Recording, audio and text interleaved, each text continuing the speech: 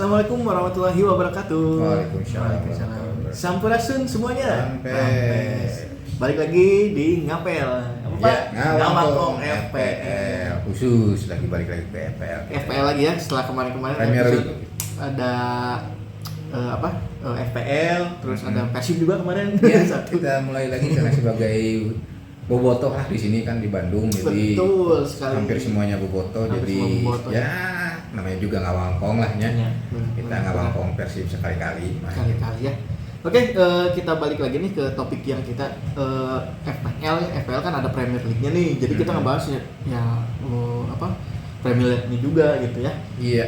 Dan di game week 4 ini prediksinya kayak gimana nih nanti kita bahas sedikit-sedikit untuk pertandingan-pertandingan di game week 4 di hari Sabtu dan hari Minggu Pak ya. Iya. Ada 2 hari ya. Pertandingan hari Sabtu itu ada 1, 2, 3, 4, 5, 6, 7, 8 pertandingan. 7 pertandingan, dan di hari Minggu itu ada 3 pertandingan.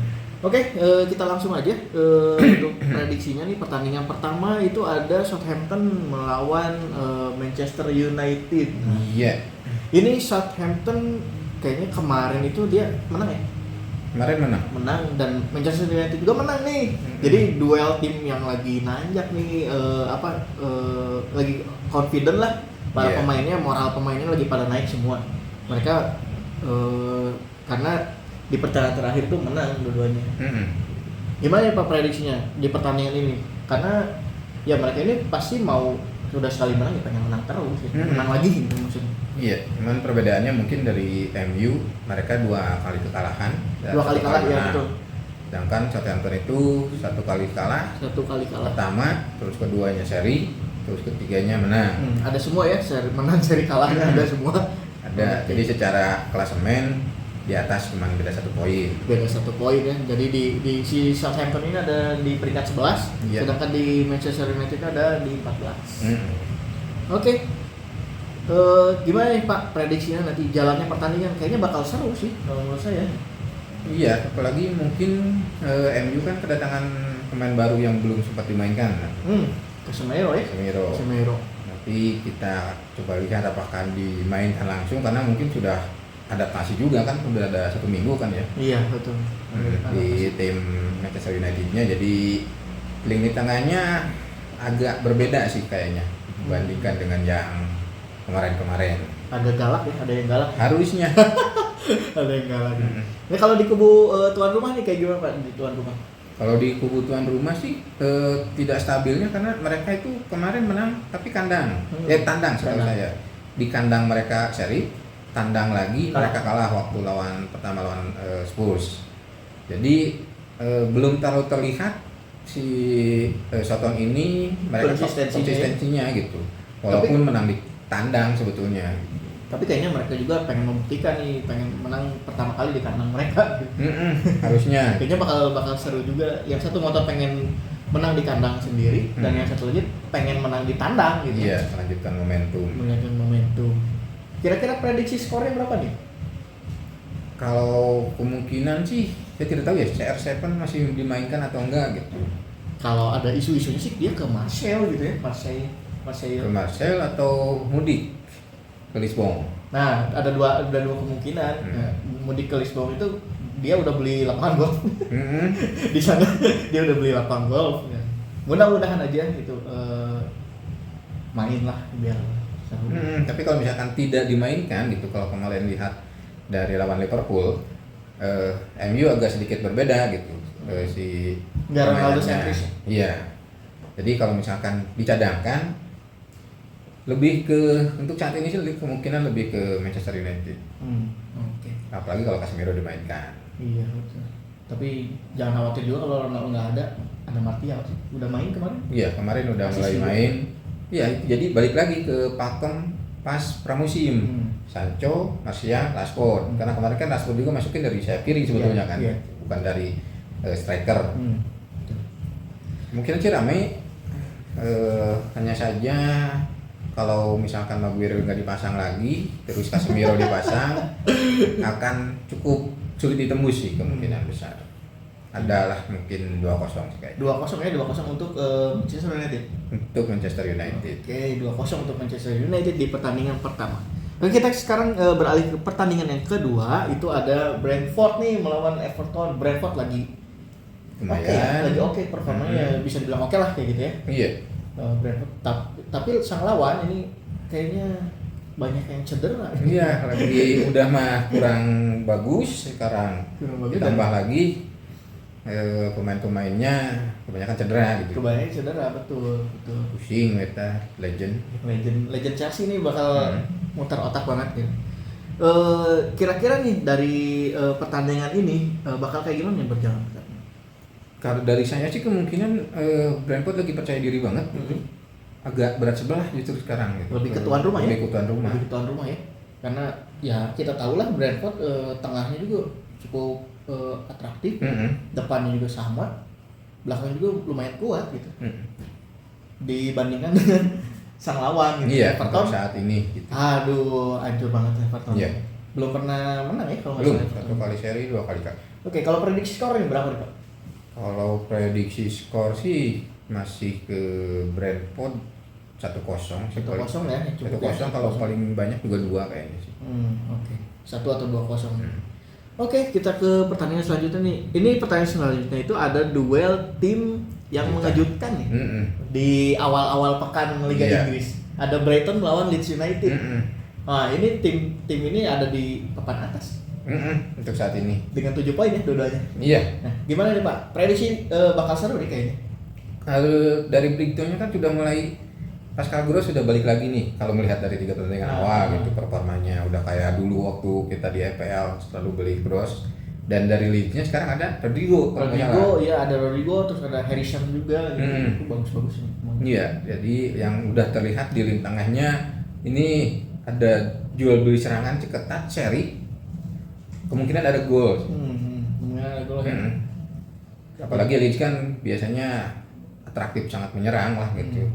Jadi bakal ada pertarungan yang sangat sengit di lapangan tengah ini. Tengahnya bagus. Tengahnya semuanya bagus. Oke, kira-kira berapa nih Pak untuk skor?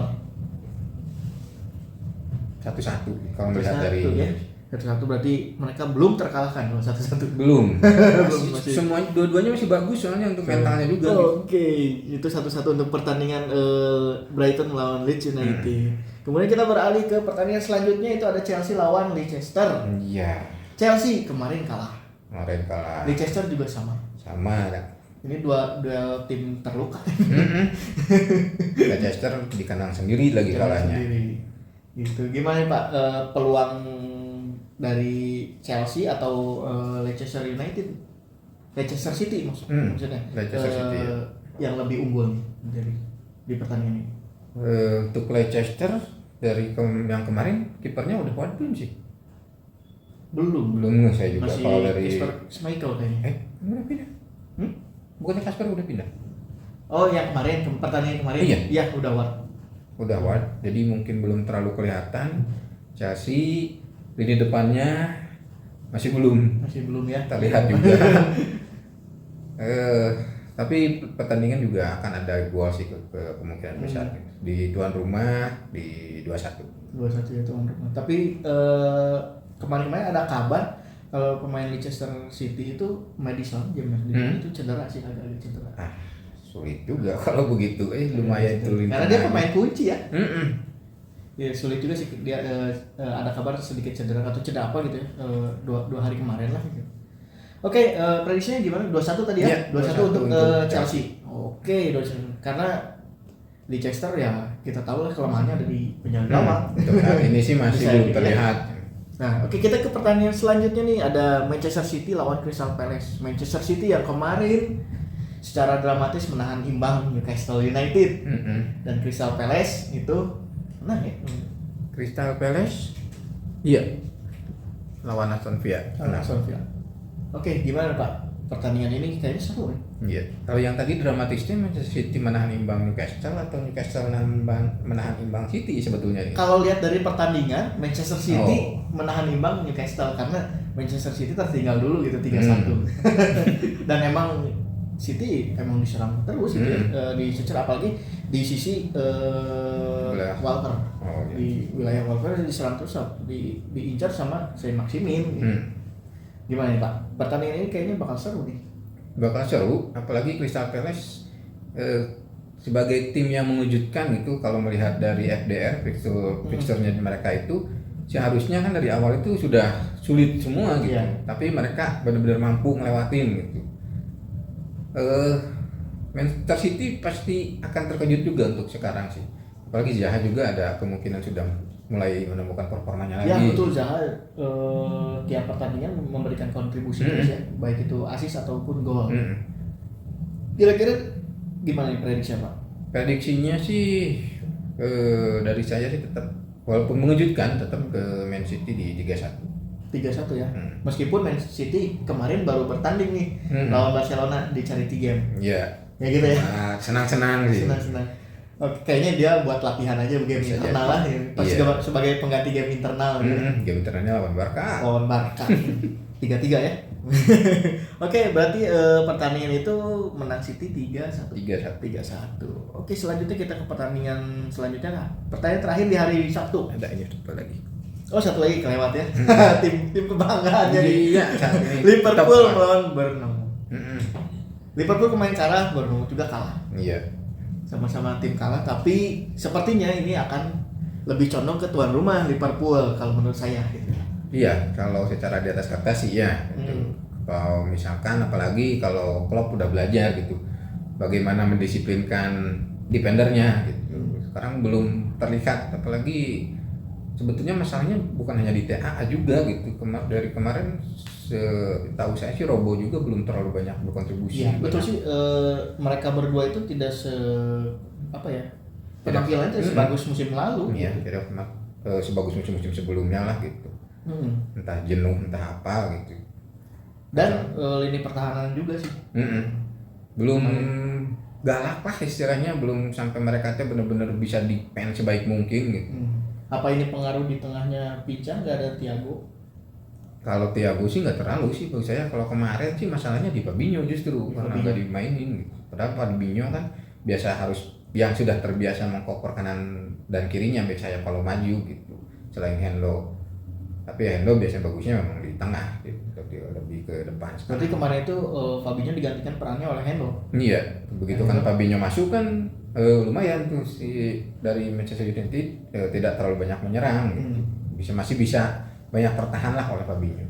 Kalau untuk lini depannya gimana Pak? Lini depan sih udah karena sudah biasa juga, tergantung dari si Luis Diaz-nya juga. Ini pasti ada Firmino dan Salah, tidak terlalu pincang sih kalau melihatnya sekarang. Oke ya, kira-kira kalau lini depannya. Lini depan sih oke. Apalagi ini lawannya Bournemouth gitu ya.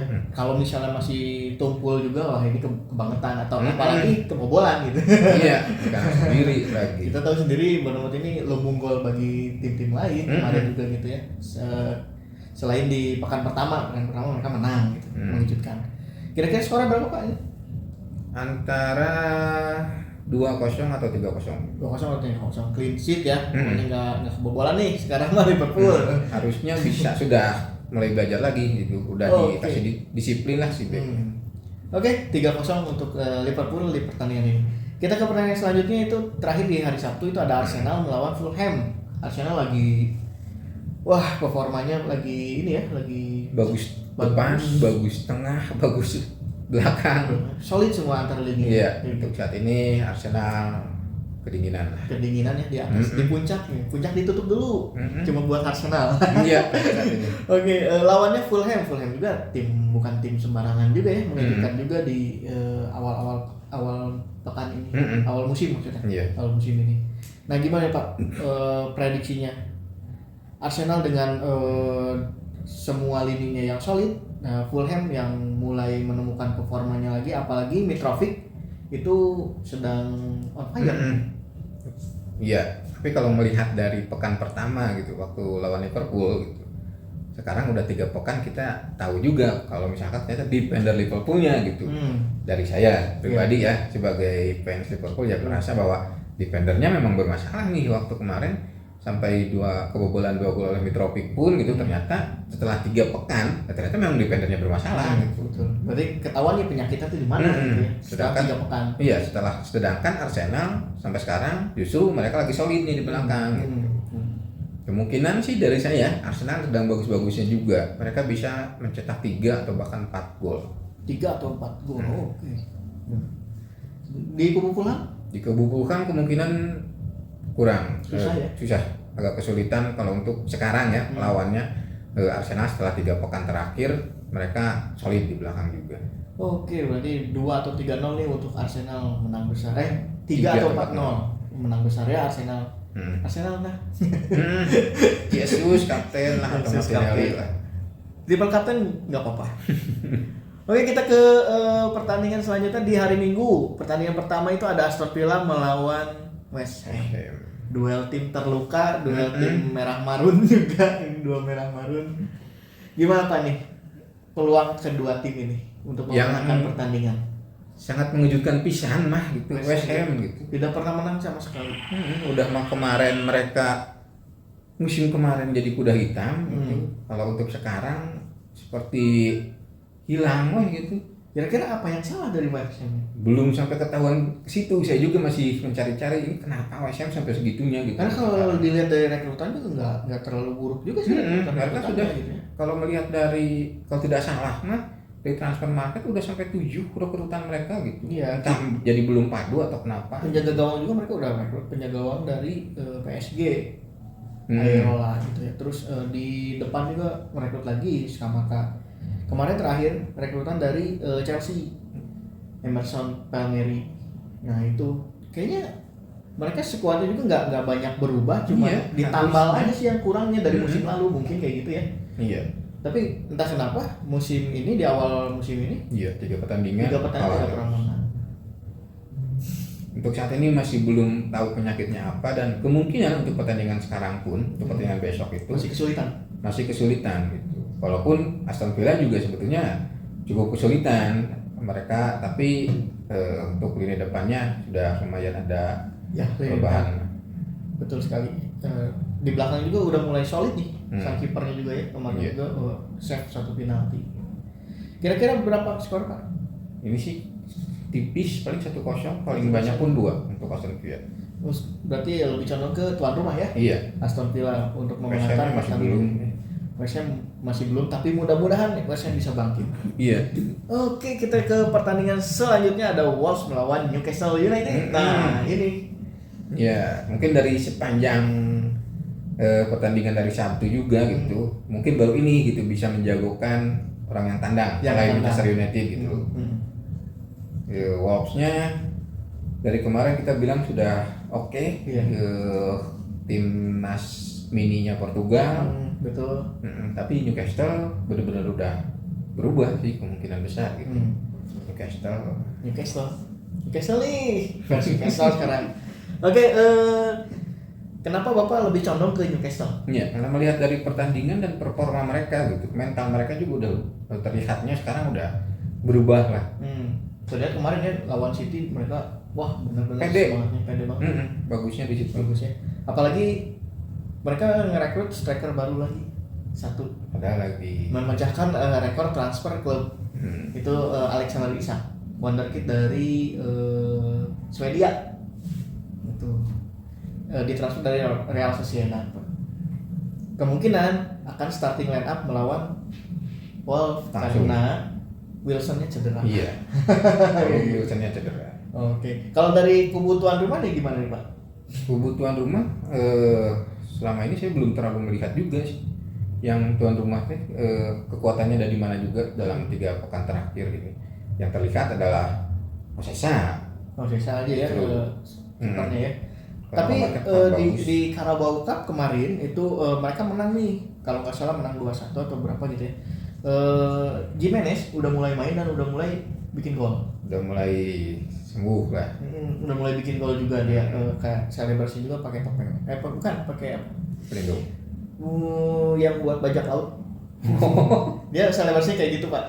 Iya. Nah dia udah mulai kayaknya sih udah mulai sedikit menemukan sentuhannya lagi mungkin kayak gitu ya. Jadi ya mudah-mudahan pertandingan ini seru lah. Harus berimbang gitu ya, meskipun ya emang kalau misalnya lihat dari statistik di awal musim ini Newcastle lebih unggul gitu dari mereka. Iya. Berarti berapa nih Pak skornya tadi? Kalau dari saya sih kemungkinan gitu melihat skornya di 1-2. 1-2 untuk Newcastle ya. 1-2. Oke, 1-2 untuk Newcastle.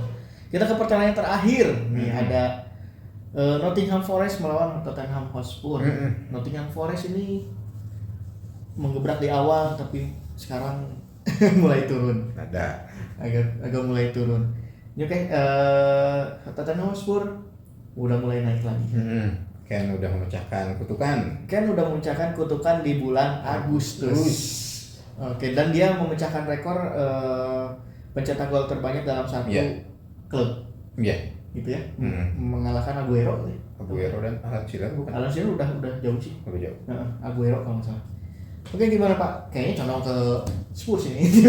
Kemungkinan sih masih bisa condong ke Spurs, tapi Nottingham Forest dari sisi saya sih melihatnya ini yang penggantinya West Ham untuk yang musim sekarang, lebih ke underdognya kuda hitamnya juga. Kalau melihat dari skor kemungkinan rame di 2-2 ya. Oh, berarti imbang nih. Dari saya sih ya. Berarti prediksi dari Padi imbang 2-2 Nottingham Forest dan Spurs. Karena Spurs juga kayaknya emang di pertahanan juga belum begitu solid. Terlihatnya untuk saat ini belum. Konten masih harus memperbaiki lagi. Oke. Nah, itu prediksi pertandingan di game week keempat dari kami. Jika teman-teman semua ada prediksi yang lain, silahkan komen di kolom komentar. Iya. Ya, jangan ragu. Jangan japri juga. Komen ada yang japri ke saya. Jangan malu-malu gitu ya. Komen aja dah. Komennya lumayan masuk YouTube gitu. Ini mah prediksi yang namanya prediksi bisa benar bisa salah gitu. Iya. Dan kita juga bukan dukun. Yang sekarang lagi rame. Oke. Gitu udah aja Pak. Ini cukup untuk saat ini. Nanti kita akan ada lagi. Kita akan ada lagi channel baru lagi. Karena udah mulai. Bukan channel mungkin ya, sub channel. Iya, untuk pembahasan baru lagi ya. Tentang apa nih? Premier League juga kita akan bahas Champions League-nya. Oh, Champions League. Kita tunggu nanti pembahasan. Nanti kita akan lihat apakah kasta kedua dan kasta ketiganya dibahas juga atau enggak gitu. Sih. Kasta kedua itu berarti Liga Malam Jumat. Liga Malam Jumat. Oke, berarti untuk episode kali ini kita cukupkan sekian aja. Mudah-mudahan ini bisa bermanfaat dan menghibur juga buat kalian semua nih. Jangan lupa subscribe, like, komen, dan share ke teman-temannya semua. Terima kasih untuk yang sudah menonton, yang setia menonton di channel kami. Terima kasih sebanyak-banyak dari kami. Ya. Oke, kita cukupkan sekian aja. Wassalamualaikum warahmatullahi wabarakatuh. Waalaikumsalam.